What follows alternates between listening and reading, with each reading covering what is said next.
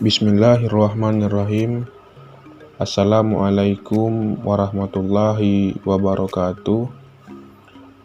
Alhamdulillahirabbil alamin.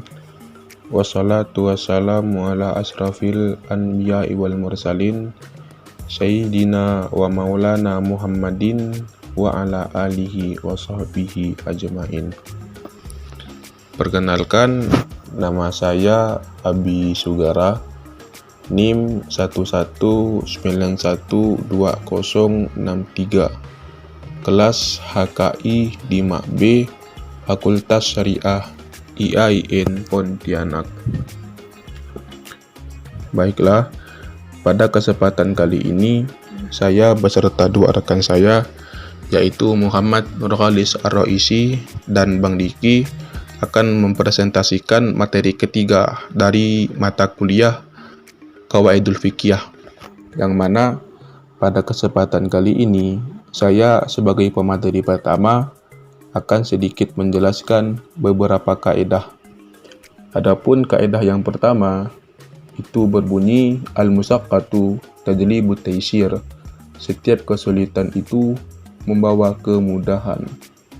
Dalam artian kata, di dalam kaidah ini kita bisa memahami ataupun kita bisa mengerti bahwasanya ada dispensasi yang memperbolehkan seseorang itu untuk mendapatkan kemudahan. Salah satu contohnya kita bisa ambil dari sholat. Pada dasarnya sholat ini kan wajib dilakukan dalam keadaan berdiri. Akan tetapi, karena adanya kaidah ini, setidaknya kita itu sudah bisa memahami bahwasanya kalau seandainya kita ni tidak mampu untuk sholat dalam keadaan berdiri, maka kita diperbolehkan untuk sholat dalam keadaan duduk. Begitu juga seterusnya. Kalau seandainya kita tidak mampu untuk sholat dalam keadaan duduk, setidaknya kita masih bisa melaksanakan sholat dalam keadaan berbaring. Begitu juga seterusnya. Ketika kita tidak mampu untuk sholat dalam keadaan berbaring, maka cukuplah bagi kita melaksanakan sholat dengan isyarat. Dan yang terpenting, jangan sampai kita ini tidak melaksanakan sholat, karena sholat itu merupakan kewajiban. Mau bagaimanapun keadaan kita, mau bagaimanapun kondisi kita, kita tetap diwajibkan sholat. Walaupun kita sakit, walaupun kita udah tak bisa berdiri, akan tetapi dari kaedah ini setidaknya kita sudah bisa memahami bahwasannya setiap kesulitan itu pasti ada kemudahannya. Adapun kaedah ini berdasarkan beberapa ayat yang terdapat di dalam Al-Quran, kawan-kawan. Adapun salah satu ayatnya itu berbunyi, wa ma ja'ala alaikum fid dini min kharaj. Tidaklah Allah membuat sempit dalam agama atas kalian. Kemudian di ayat lain juga dijelaskan, yuridullahu bikumul yusra wala yuridu bikumul usra. Allah menghendaki kemudahan dengan kalian dan tidaklah menghendaki kesukaran dengan kalian. Dari dua ayat ini, setidaknya kita sudah bisa memahami ataupun kita sudah bisa mengerti bahwasanya setiap kesulitan itu pasti membawa kemudahan, kawan-kawan. Baiklah, mungkin dari penjelasan saya yang pertama tadi, setidaknya kawan-kawan sudah bisa memahami dan kawan-kawan sudah bisa mengerti bahwasannya setiap kesulitan itu pasti ada kemudahannya. Itu merupakan kesimpulan dari kaidah yang pertama, yaitu al-musyaqqatu tajlibu taysir. Adapun kaidah yang kedua, itu berbunyi idza daqqal amru ittasa'a wa idza tis'a daqqa. Adapun artinya, apabila suatu perkara menjadi sempit, maka hukumnya meluas. Dan apabila suatu perkara menjadi luas, maka hukumnya menyempit. Dan salah satu contohnya yaitu ketika seseorang ini memiliki hutang, sedangkan ekonominya benar-benar sulit. Dan pada saat itu dia ini tidak memiliki seorang teman dan dia ini juga tidak memiliki seorang kerabat yang bisa membantunya untuk melunasi hutang-hutangnya. Maka dalam kasus seperti ini, orang yang berhutang tadi itu mendapatkan dispensasi sampai dia mempunyai uang untuk membayar hutang dia kepada orang yang memberi dia hutang tadi itu. Itu merupakan maksud dari kaedah yang kedua. Adapun kaedah yang ketiga itu berbunyi ija ta'ajjar aslu yasaru ilal badali. Ketika yang asal tidak memungkinkan maka harus diganti. Nah, di dalam kaedah ini setidaknya kita sudah bisa memahami dan kita sudah bisa mengerti bahwasanya ketika yang pokok ataupun ketika yang utama ini tidak bisa digunakan, maka kita harus mencari penggantinya. Dan salah satu contohnya yaitu wudhu, kawan-kawan. Mungkin kita yang dalam keadaan sehat walafiat, yang tinggal di tempat kita masing-masing, mungkin air sangat mudah sekali untuk kita temui. Akan tetapi mungkin saja pada suatu hari kita ini kesulitan dalam menemukan air, sedangkan setiap waktunya kita ini diwajibkan untuk sholat. Terus permasalahannya itu bagaimana kita ini bisa melaksanakan sholat sedangkan kita tidak mempunyai wudhu karena kita ini tidak menemukan air. Nah, dalam bab ini maka kita diperbolehkan untuk bertayamum, kawan-kawan. Ini merupakan salah satu contoh dari kaedah yang barusan tadi saya bacakan. Ija ta'ajjal aslu yasaru ilal badali. Ketika yang asal tidak memungkinkan maka harus diganti. Baiklah, mungkin cukup sekian penjelasan yang bisa saya sampaikan.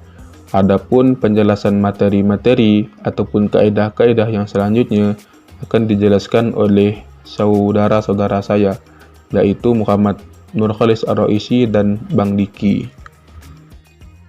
Baiklah, saya akan melanjutkan pembahasan yang telah disampaikan oleh Abi Saudara.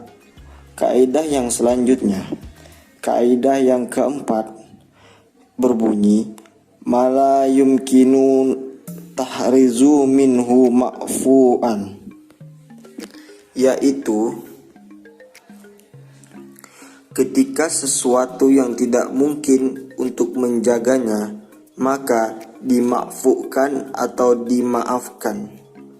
Contohnya yang pertama, ketika seseorang memiliki luka yang masih berdarah maka tidak apa-apa.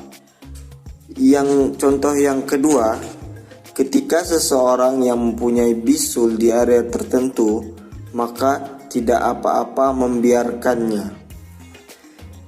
Kaidah yang kelima berbunyi ar-ra'su la tanatu bama'asi, yaitu dispensasi atau kemudahan itu tidak boleh diniatkan dengan kemaksiatan.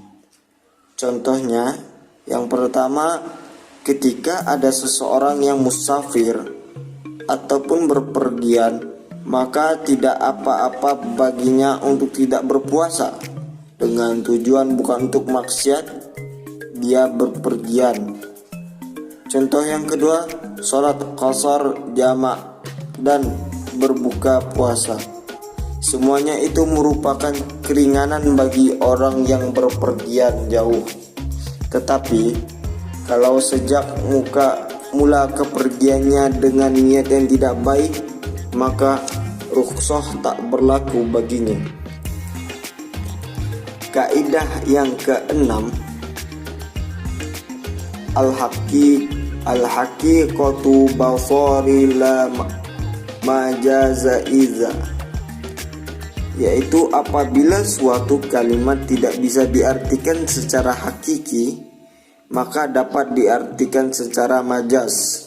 Contohnya yaitu seseorang bersumpah tidak makan pohon. Sumpah tersebut tidak berarti ia makan batang kayunya, tetapi menurut makna majaz atau kiasan adalah makan buahnya. Contoh yang kedua, seseorang yang berjanji tidak akan menginjakkan telapak kakinya di rumah itu. Maksud dari sumpah itu merupakan kebiasaan dalam rumah itu tanpa memasukkan badannya, maka dia tidak termasuk melanggar sumpah. Dan jika dia masuk ke dalam rumah itu dengan berkendaraan meskipun dia tidak meletakkan telapak kakinya, maka dia dianggap melanggar sumpahnya. Oke, cukup sekian. Selanjutnya akan dilanjutkan oleh Abang Diki Zulkarnain. Untuk Bang Diki dipersilahkan. Baiklah, di sini saya ingin melanjutkan pembahasan materi yang sebelumnya telah disampaikan oleh kedua rekan saya. Kaidah selanjutnya yaitu kaidah nomor 7, yuhtafar fi al-dawam ma la yuhtafar fi al-ibtida. Artinya, sesuatu yang dipermulakan tidak diampuni, di dalam kelanjutan diampuni. Secara sederhananya, bisa dimaafkan pada kelanjutan perbuatan dan tidak bisa dimaafkan pada permulaannya. Contoh, menurut peraturan pemerintah setempat, kalau hendak membuat rumah baru, paling tidak harus berjarak 4 meter dari jalan raya. Tetapi kalau rumah itu sudah jadi, maka tidak terkena peraturan ini, sebab yang sudah jadi merupakan kelanjutan. Adapun contoh lain yaitu orang yang menyewa rumah yang diharuskan bayar uang muka oleh pemilik rumah. Apabila sudah habis pada waktu penyewaan dan dia ingin memperbaharui sewanya, dalam arti melanjutkan sewaannya, maka dia tidak perlu membayar uang muka lagi. Kaidah selanjutnya nomor 8 yaitu yuhtafar fi al-ibtida ma la yuhtafar fi al-dawam. Artinya, sesuatu yang merupakan kelanjutan maka tidak diampuni.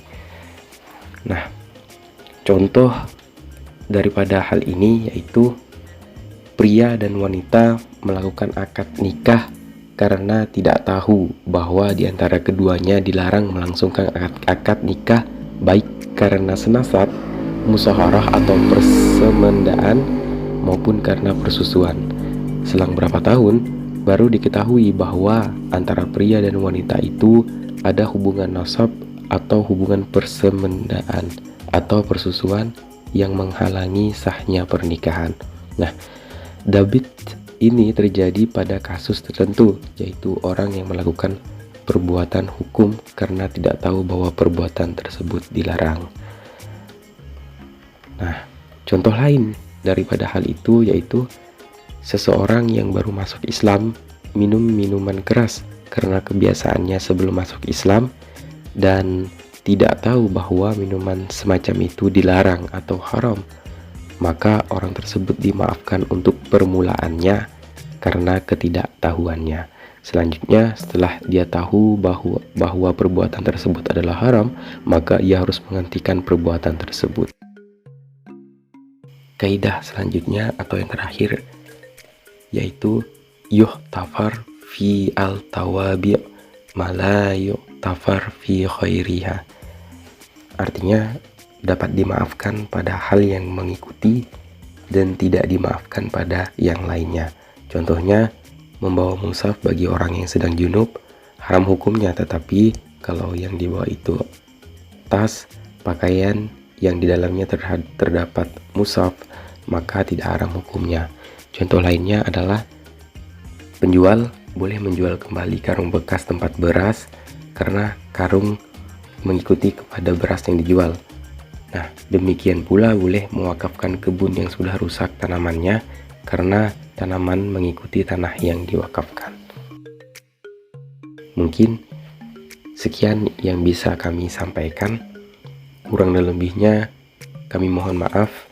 Billahi taufiq wa hidayah. Assalamualaikum warahmatullahi wabarakatuh.